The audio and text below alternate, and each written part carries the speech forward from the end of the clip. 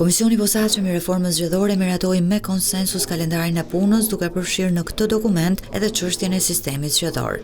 Edhe pse Partia Demokratike ka 5 vite që kërkon ndryshimin e sistemit elektoral, kryetari i Partisë Socialiste Edi Rama nuk ka folur asnjëherë për nevojën e një sistemi të ri.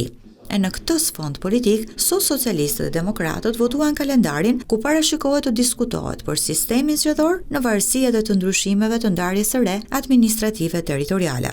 Pra neve kemi përfshirë diskutimin e sistemit zgjedhor jo vetëm për shkak të ndryshimeve në hartën territoriale, po dhe për faktin që debati duhet të jetë i plot. Pra shqiptarët duhet të kenë mundësinë që të kenë një debat të plot, eventualisht ndryshime të rëndësishme që çojnë në rregullin themelor të lojës në zgjedhje, sistemi zgjedhor ta kenë të dakorcuar palët. Sot nuk është.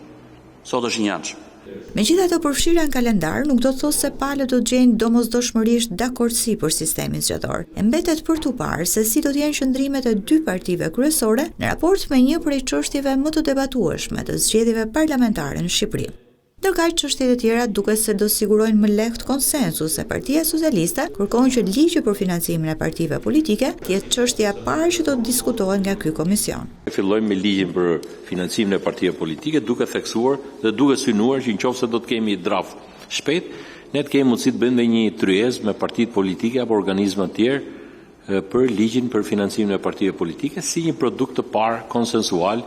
Komisioni i reformës zgjedhore gjithashtu do të diskutojë edhe rekomandimet e OSBE-Odiri, duke filluar nga ndalimet për përdorimin e burimeve shtetërore në fushat tek përbërja e komisioneve që administrojnë zgjedhjet në Shqipëri.